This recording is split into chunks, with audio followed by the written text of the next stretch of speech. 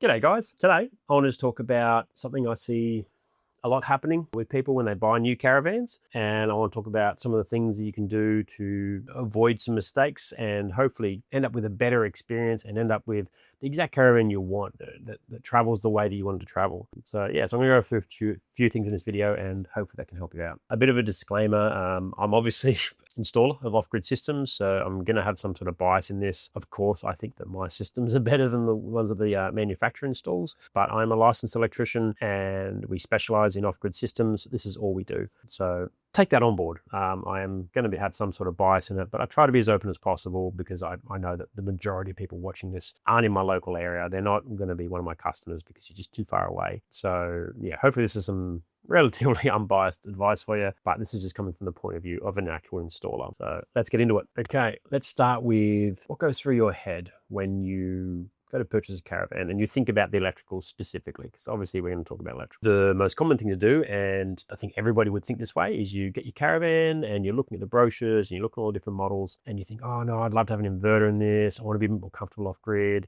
No, this one's got more solar. This one's got more battery. This one's got a bigger inverter, whatever. It's got, I want the upgrades. I want this sort of stuff put into the van. There's a few things that really are catches you need to think about, or you may not know about, but some of these things are just logical once you actually sit down and really think about it. Firstly is not many caravan manufacturers employ electricians in their factories. They may get an electrician to come and sign off on some stuff, maybe, but very rarely they have electricians doing the wiring in these vans. Some manufacturers even go as far as installing what they call CMS wiring, which is essentially glorified extension leads, better than extension leads, and they are okay, but they specifically install these things so that they don't have to bring an electrician in, because you don't need a license technically to run these things. These are prefabricated leads. You can't go bring connectors on them. You can't go modifying them. You can't have them on certain runs.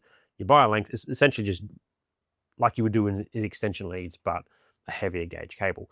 Now, CMS wiring was originally developed for offices. Being a Sparky for many years now, I've installed CMS wiring in many offices, and they're designed so that you can have a point which can handle virtually a lead that can run out to a row of 20 desks. And it's essentially the same wires in these extension leads that they run that you would run the walls. So solid 2.5 millimeter cabling. They can be daisy chained, they can have little power boards put into them, so you get power points. You can actually get actual power points that have CMS plugs on them, so they're not actually wired to actually plug in power points. All that sort of stuff. They were designed for offices because offices might need to rearrange the desks. So if they need to add an extra desk on, or maybe they need to spin around the other way, they can't have that fixed power points because they need some flexibility. Most offices will still get an electrician in to unplug and move the desks and stuff sometimes, but because it's plug and play, somebody can come in and modify it and just plug it back in, and they don't need an electrician. That's fine. I'm fine with that. I've installed those systems for many large commercial buildings, almost any skyscraper in the cities. They're almost fully decked out with these CMS systems. When I first started seeing these in caravans, I was gobsmacked, and then I realized why they were doing it. They're doing it so that they don't have to have an electrician in. Offices do it for the convenience. Caravan manufacturers do it because they're tight asses and they don't want to pay a Sparky. Now, the difference is when we install these things in offices, a Sparky comes in, he wires up the initial layout. He gets it all done. It's all done up to code. Great. And then the changes are just plug and play later on. In a caravan, it's done often by someone who's unqualified from the initial start. So I know legally they can get away with it. I hate it. I hate CMS wiring in caravans. I think it should stop, but it's a little bit of a kind of a loophole that they get through without having to get a Sparky in. Yeah, so that's just something you need to be very aware of with wiring in caravans. Doesn't always mean it was done by someone that's a qualified electrician at the factory. Or your 12 volt stuff in your van, or your 24 or 48 volt stuff, they're usually done by general laborers, not auto electricians. If you go on to Seek and look up any caravan manufacturer's job listings, you'll see plumbers, because the gas lines have to be done by a qualified plumber, and they're quite restricted on that, so they've got no choice. But apart from that, they want people with experience in maybe carpentry, maybe any other trade, but I have never seen an ad for an electrician, or even automotive electrician. You might have more luck being an automotive electrician because they know they can pay them less than a Sparky. But yeah, you go on those, have a look at those ads. You'll see exactly who they're employing to put these things in, and nothing against them. But a specialist is always going to be better. And when you're talking about putting an off-grid system in with an inverter, big batteries, you're talking big power, big cables, big crimps, big lugs, big protection systems, hundreds and hundreds of amps that can burn everything to the ground if things go wrong. When they're put in by someone who's just doing what they're told and don't actually know what they're doing, if there's any faults, if there's, oh, this is a bit loose, they don't understand that that's a fault. They don't get why things are a problem if they're done a certain way. And that's why so many people buy caravans with these big off-grid systems from the factory. And I have ripped out brand new $30,000 systems from manufacturers. I won't say the brands because I don't make enough money out of this to get sued. But we've ripped them out and put in systems that cost less with more capacity and perform better because they were installed correctly. The right parts were put in. Everything was done with very specific purpose. I can't expect those laborers, and look, they're doing what they're told and they're doing what's best, but I honestly feel like caravan manufacturers should really be employing someone who's specialist at this sort of stuff. In the high power things, in general caravans with a 100 amp hour, 200 amp hour battery, no inverter, yeah, go for it. You're not putting in that big dangerous stuff. But as soon as you start putting a big inverter in, I think it should be get someone who really knows what they're doing to do this, not just Joe Blow down in fabrication who's just finished putting the wall on. Hey mate, can you just go whack this in? Here's some stuff. Go whack it in. So just keep in mind who's installing these when you get them done at the factory. Just because it's done at the factory doesn't mean it's better. The second thing is often the money. I'm often shocked when people come to me and say, oh yeah, I was looking at getting a battery upgrade, inverter done by the manufacturer. I just want to talk to you about, is it a good system? Not necessarily for me to install even.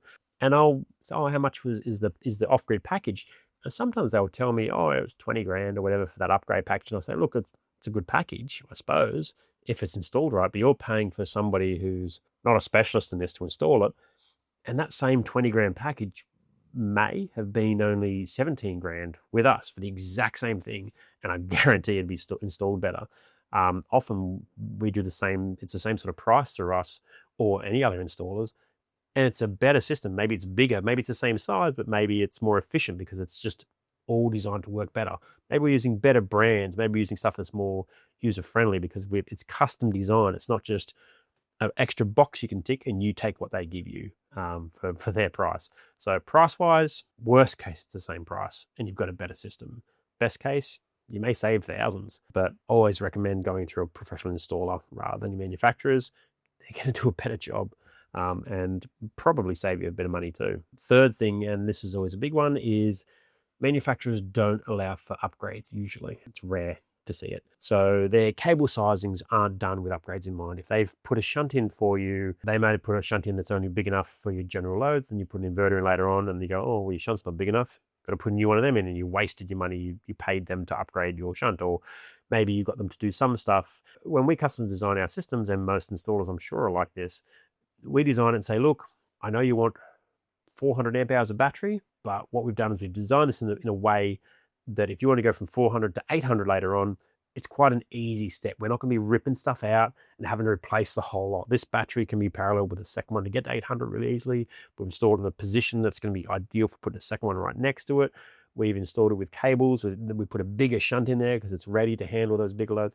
We've set it up ready as best we can without, blowing money on stuff that may never happen.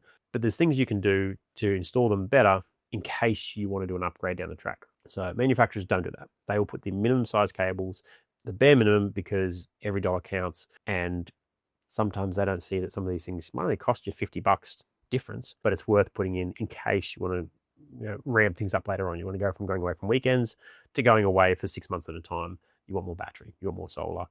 Let's give you a bit of overhead. So manufacturers don't do that. All right, so I suppose what's the best option? What should you do if you want to buy a caravan, but you want to get yourself a nice, good off-grid system that's going to be reliable and good quality? My suggestion is have a chat to an installer. Shop for an installer like you're looking for a brand of caravan. Once you find what brand of van you do like, you find yourself a nice Jayco van or a nice Kokoda or a nice whatever van you like, get your installer involved then. Have a chat to them and they'll tell you as well what stage they need to be involved in, and see if the manufacturer is willing to work with them. We've worked with a few different brands. Recently just worked on a Crusader van that was happy to work with us on this. And they basically got the van set up to an inverter ready state, which meant some of the 240 volt wiring was already done and the system was set up in a way that was very easy for us to come in. We had minimal things we had to pull out because they want to supply a van that's already got a battery because it has to be functioning. But they put in just a smaller size just to basically get the customer up and running. And the customer actually picked a battery that was going to go into his ute as well, so that worked out great. But we hopped in there, and instead of this install taking a week and a half, we had it done in about 3 days because the manufacturer knew what we were doing and they had it ready for us. It took them no extra time. The customer actually got a refund because they downsized some of their components, and then our package that we installed was significantly less than the package that they were looking at through the manufacturer. Now, not all manufacturers will do that. So your mileage may vary. For those situations, I always tell people, look, just get the smallest system you can because half of it's coming straight out. Don't get an inverter installed. Don't get that sort of stuff installed. You will just have to sell it. If you can do something like our customer did, where they got instead of putting the smallest 100 amp hour lithium battery in, they put in a 200 amp hour because they wanted to use that in their ute. Great, why not? That way you're not throwing away that battery. But just get the smallest system you can. Even with that, the financial side of things still works out in your favor, usually to get a professional installer to do it. So yeah, but basically get the installer involved once you've kind of picked your brand, but you haven't put a deposit down or anything like that on your van. And they can kind of talk you through it. Talk to the manufacturer, say, look, I want a big off-grid system. I realize you guys probably do it, but I have an installer I want to use. Can we work together with this? Can I get you to provide the van obviously functioning, but with the bare minimums? And ideally, if they can do a bit of inverter ready wiring or some things that they can do sometimes to help the installer with some of the parts that might just be, quite tedious to do, that you can save some labor on down the track and save even more money. But that'll come down to individual manufacturers and how happy they are to customize for you. So yeah, your mileage may vary, but yeah, get your installer involved before you put your money down, before you lock in an exact specification in your van. Have a chat to them and they'll be able to advise you. Any of your specialist installers that specialize in custom design systems will be able to work with you on this. All right, I hope this video has helped some people. As usual, I know I'll waffle on. But yeah, if you've got any questions, leave them down below. If you want me to do any particular videos that you'd like to see, leave me a comment. If you're in the Brizzy area, feel free to get in contact if you need electrical work done to your caravan. We're in the Capella Bar on the Bayside. But other than that, yeah, give us a like, give us a subscribe. We've got a heap of new videos coming out at the moment. The demonstrator caravan back. We're able to do our recording again. The van is also currently halfway through construction. So we've got a lot of videos that are going to be coming up soon showcasing some of the features of this demonstrator van. Lots and lots of new technology in this thing, from the solar powered awning through to high efficiency panels on the roof, through to a modular on the fly configurable battery system, smart integrations, motion detection, smart lighting, all that sort of stuff. A lot of stuff's going to be coming through in the next few weeks. We're also going to be at the Cleveland Caravan and Camping Expo in mid-September. So if you're in the area, come on down and have a chat to us. We'll have a stand there. The demonstrator van will be there, and I bloody hope that it's up and running by then, because we're all hands on deck trying to get this thing finished off in time for the show. So yeah, good luck, and yeah, safe travels, and we'll see you in the next one.